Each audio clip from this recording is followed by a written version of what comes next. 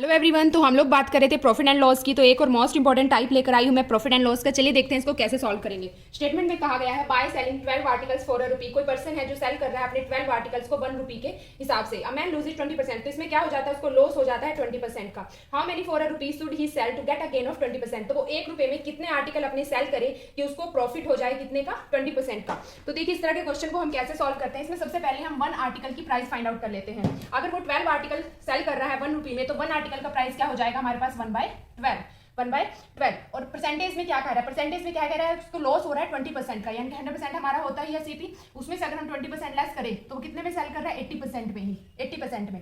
तो यहाँ पर रुपीज में आ गई हमारी वैल्यू 1/12 और नीचे ये हमारी वैल्यू आ गई परसेंटेज में। इसको हम नीचे लिखेंगे परसेंटेज में कितना, 80% इज इक्वल टू। अब उसने क्या कहा है कि वो ₹1 में कितने आर्टिकल सेल करे। यहाँ ₹1 में 12 आर्टिकल सेल कर रहा था और यहाँ पे कह रहा है कि ₹1 में कितने आर्टिकल सेल करे। मान लेते हैं हम ₹1 में वो X आर्टिकल सेल कर देता है अगर, तो उसको प्रॉफिट हो जाता है कितने का, 20% का, यानी कि 120% प्रॉफिट को हम ऐसे लिखते हैं। तो कैंसिल कर देंगे, परसेंटेज से परसेंटेज कैंसिल, ये 0 भी कैंसिल हो जाएगी हमारी, और 4 से 1 जाएगा हमारा, 4 × 2 8, 4 × 3 12।